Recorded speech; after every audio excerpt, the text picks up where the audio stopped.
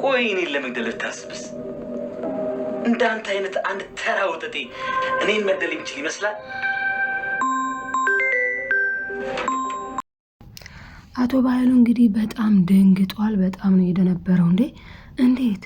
እንዴት አሁን አልሞተችም? እኔ እኮ ያዘዝኩት እንዲገድላት አሁን ነበረ። እንዴት ነው ያልሞተችው? እያለ በጣም እየቀወጠው ይገኛል ማለት ነው። እንግዲህ ሳሚ ግደል ተብሎ ነው የሄደው።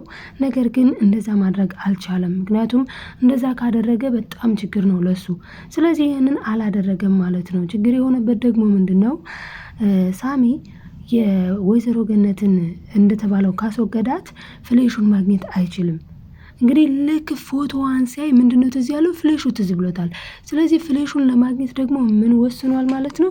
በቃ ያለኝ አማራጭ ይሄ ነው። ስለዚህ ወይዘሮ ገነትን ልጅሽ ዳጊ በህይወት አለ፣ ነገር ግን ዳጊን ለማግኘት አንቺ ማድረግ ያለብሽ ነገር አለ። ይሄ ምንድነው? እኔ የምልሽን ነገር ታደርጊያለሽ። ብሌንን እናቷ እንደሞተች ታስረጃታለሽ። እሱም ሌላ ቤት ስራ አለው፣ እሱም ይሰራል አለ። እዚህ ጋር ሳሚ በጣም ያናደድ ነገር ያደረገው ወይዘሮ ገነትንም የጠየቃት ጥያቄ በጣም ከባድ ነው። ልጇን አስባችሁታል? እንግዲህ ያሳደግ ነው ማለት እንግዲህ የራሳችን ልጅ እንደማለት ነው። ያሳደገቻት ልጇ ብሌን ያልሞተችውን እናቷን እናትሽ ሞታለች እንድትል አስገድዷት፣ እሷም ደግሞ ከአቅሟ በላይ የሆነ ነገር እንኳን ግን ለልጇ ለዳግም ስትል እሺ ብላ አድርገዋለች። እዚህ ጋር ደግሞ እንግዲህ ዳጊንም ሳይወድ በግዱ የሰው ቤት ገብቶ እንዲሰርቅ አስገድዶት እሱም እሺ ብሏል። ለምን? ለእናቱ ሲል። አሁን ግን ሳሚ ሶስተኛ ሌላ ጥፋት አቶ ባህሉን አስወግድ ብሎታል። አሁን እዚህ ጋር አቶ ባህሉን ደግሞ እሱ ማስወገድ አልፈለገም። ስለዚህ ምንድነው ያደረጥ ብሎ ወደ ቢሮ ነው ያመራው። ቢሮ ሄዶ ደግሞ ይኸውልህ እናቴ ያለችበትን ቦታ ታውቃለህ። እኔንና እናቴን 18 ዓመት ሙሉ ለይተህን እሷንም እኔንም ስታንከራትተን ኖረሃል። እኔም ደግሞ እናቴን አጥቼ ይህን ያክል ዘመን ኖሬ ያለሁኝ። ነገር ግን አሁን ይህንን ቂሜን፣ ይህንን በደሌን፣ ይህንን ያደረክብኝን ግፍ ሁሉ እንድረሳ አንድ ነገር አድርግልኝ። እሱም እናቴ ያለችበትን ቦታ ስለምታውቅ አገናኘኝ። በቃ 18 ዓመት ሙሉ ተቀጣን ሁለታችንም። አሁን ግን በቃን። ደግሞ የለች ምናምን ብለህ እንዳትሸውደኝ፣ ምክንያቱም እንዳለች ግልጽ ነው ብሎታል ማለት ነው። እንግዲህ አቶ ባህሉ ግን ሊነግረው ፈቃደኛ አይደለም። ቆይ እዚህ ጋር አቶ ባህሉ ፈቃደኛ ስላልሆነ ነው ወይንስ ደግሞ አቶ ባህሉ ወይዘሮ ገነት ያለችበትን ቦታ አያውቅም ብለን ስንጠይቅ ወይዘሮ ገነት ያለችበትን ቦታ የሚያውቀው ማን ነው? ሳሚና ሳሚ ብቻ ነው። ስለዚህ ሳሚ የሚያውቀውን አሁን በኃይሉ ከየት ማምጥቶ ሊነግረው አይችልም። ስለዚህ በኃይሉ ትክክል ነው። ምክንያቱም ትክክል የሆነበት ምክንያት አያውቃትም። ለምን? ብዙ ልጆችን ብዙ ወንጀል እንደዚህ አይነት ወንጀል ስለሰራ ሳሚም ሲናገር እኮ እንደሰማ ነው እኔን ብቻ አይደለም የብዙ ልጆችን የብዙ ልጆችን እናትና ልጅ አለያይቶ ብዙ ወንጀልን ሰርቷል። ይሄ ሰውዬ ወንጀለኛ ነው፣ ይሄ ሰውዬ መሞት አለበት ብሏል ደግሞ ሳሚ። ዳጊ ደግሞ የብዙ ልጆችን የኔን ብቻ አይደለም የብዙ ልጆችን እኮ ህይወት አበላሽቷን ብሎ ለብሌን ነግሯታልኝ። እንዴ ማለት እናንተን ያለያያችሁን ሰው ታውቀዋለህ እንዴ ስትለው እሱም አዎ አውቀዋለሁ በደንብ፣ ግን በቃ ምንም ማድረግ አልችልም፣ አንቺም ታውቀዋለሽ እኔ ብቻ ሳልሆን ብሎ ሁሉንም ነገር ነግሯታል፣ ለብሌንም ጭምር ማለት ነው። ታዲያ እዚህ ጋር ብሌን እንግዲህ እንዴ ታዲያ ካወቅከው ለምን ለህግ አይቀርብም ስትለው አይ እንደዛ አይደለም ብሏል። ለምን? አሁን ጫፍ አግኝቷል። ጫፉ ደግሞ ምን የሚል ነው? እናትህን እንድታገኝ አቶ ባህሉን ግደል የሚል ሆኖበት ከብዶት ነው እንጂ ማለት ነው። ብሌን እዚህ ጋር ተባብረዋለች ዳጊን ማለት ነው። ምክንያቱም ዳግም ያንን ፍሌሽ ይዞ ሲወጣ አይቻልም ብላ ነበረ። ነገር ግን በቃ እሺ ብላ የፈቀደችለት ዝም ያለችው ማለት ነው። እትዬ ጋ እደውላለሁ፣ ፍሌሹን ቁጭ አድርግና ወደ ቤትህ ግባ፣ ወደ ቤትህ ሄድ ብላው ነበረ። ነገር ግን እሱ ፍቃደኛ አልነበረም በጭራሽ ማለት ነው። ምክንያቱም እኔ ይሄ ፍሌሽ በጣም ያስፈልገኛል፣ ምክንያቱም ይሄ ፍሌሽ ማለት እናቴን እንዳገኝ የሚረዳኝ ነው ብሏል። ስለዚህ እናቱን እንዲያገኝ የሚረዳው ስለሆነ ያነ ፍሌሽ ሊወስድ ፈልጓል። እግዚአብሔር ይስጣት። እሷም ደግሞ እሺ ብላ አሳልፈዋለች ማለት ነው። እዚህ ጋር ግን ሰላምዬ ምንድነው ያደረገችው? ሰላም እንግዲህ የሆነ ቦታ መሄድ አለብን ብላ ቃልን ይዛት ሄዳለች። ቃልን ታዲያ የት ነው ይዛት ሄደችው ስንል ዘመድ ጋ ነው ማለት ነው። ታዲያ ግን እዛ ከሄደች በኋላ እነዛ ዘመድ ዶሮ በህፃንነቷ ብሌንን የሚያውቁ ናቸውና በጣም ነው የደነገጡት። እንዴ ምንም ነው የማይገናኙት። እሷን በእርግጥ ገና የመጀመሪያ ቀን ራሱ ቃልን ልጅሽ እችዩት ሲላት እንዴ የኔ ልጅ ግን አትመስልም ብሌንዬን አትመስልም እኮ ብላለች። ቃል ብሌንን አትመስልም፣ ምኗም አይመስልም። በነገራችን ላይ ምኗም በቃ ምኗም እንዴ ከጸባይ ጀምሮ ከስነ ምግባር ከምን ምኗም አይመስልም። ግን አድጋ ጎርምሳ ነው አለ ማለት ነው አቶ በኃይሉ እንጂ ምኗም ነው የማይመስለው ምኗም ማለት ነው። እና ታዲያ አሁን ላይ እንግዲህ እነዛ ዘመዶችም ሳይሆን ኧረ ብሌን አይደለችም እቺ ልጅ እንዴት ነው ቆይ ማለት እንዴት አገኘሻት? ሲጀመር እኮ በኃይሉ አስወጥቷት በኃይሉ ብዙ ነገር አንከራቷታን ብሌንን እንዴት አግኝተሻት ነው አሁን ልጄን አገኘው ያልሽው ይላሉ ማለት ነው።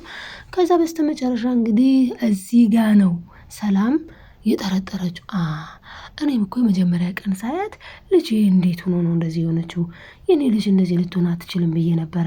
ስለዚህ እኔ ልክ ነኝ ማለት ነው። ስለዚህ ወንድሜ አታሎኛል ማለት ነው ብላ እንግዲህ እሷም ያሰበችው እሳቤ በእሷም ልክ ናት ማለት ነው። በእውነቱ በጣም የሚገርም ነገር ነው የተፈጠረው። ብሌን እንግዲህ ወደ አሳዳጊዋ እንድትሄድ ከሰላም ፍቃድ ጠይቃ ስለነበረ ሄዳለች።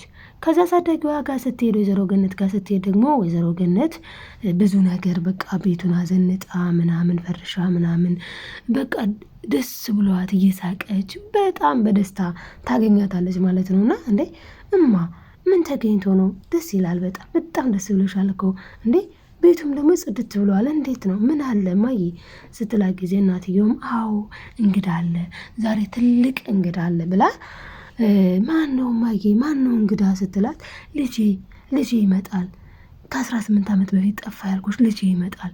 በጣም ነው የተደሰተችው። እንዴ ልጄ ይመጣል እና ወንድም ሊኖረኝ ነው ማለት ነው። በጣም ተደሰተች። አይገልጸውም እሷ ራሱ እንዴ ወንድም ሊኖረኝ ነው ማለት ነው ብላ በጣም ተደስታ እንግዲህ ደስታቸውን ነው ያጨለመው ማለት ነው። እዚህ ጋር ሳሚ ደስታቸውን ነው ያጨለመው። በጣም ነው የሚያሳዝነው።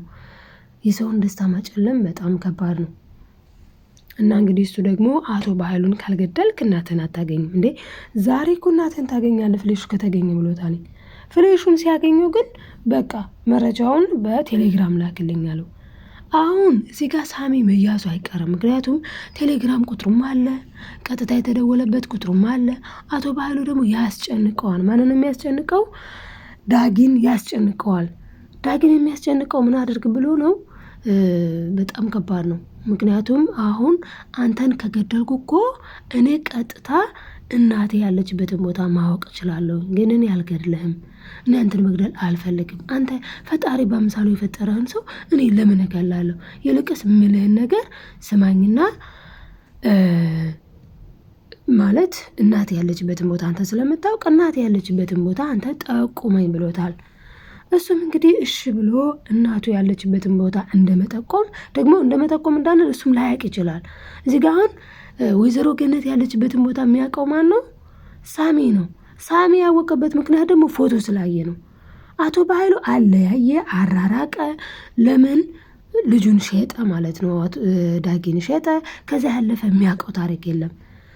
እና እንግዲህ አብሮት የሚሰራ አያቸው። እዚህ ጋር የምንማረው ነገር ጎናችን ነው ያልነው ሰው አጠገባችን ነው።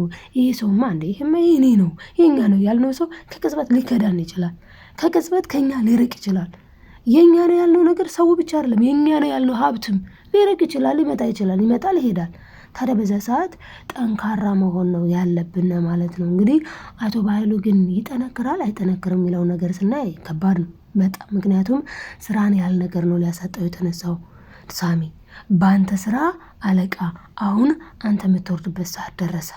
አንተ ትወርዳለህ፣ እኔ በአንተ ቦታ ሆናለሁ ብሎ አለኝና ሳሚ አሁን በአቶ በኃይሉ ቦታ ይሆናል ወይስ አይሆንም?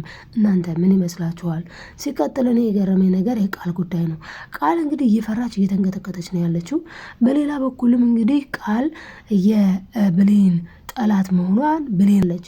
ለምን ብሌን ሀዝናለች እኮ አልቀሳለች በእናቷ። ግን ደግሞ ያን ያክል እርምጥምጥምጥ አላለችም። ቆይች ልጅ ፊቷ መንጨት አለበት እንደትልልቅ ሰው አዘነች የልቧን። በቃ ከዚህ በላይ ምንም ማድረግ አትችልም። ነገር ግን ቃል የዋሁንም እኮ ረስታለች፣ እናቷን ረስታታለች እያለች ዳጊ ነው የምትናገረው። በዛ ሰዓት እንዴት ስታያት እንደነበረ ብሌን ማለት ነው።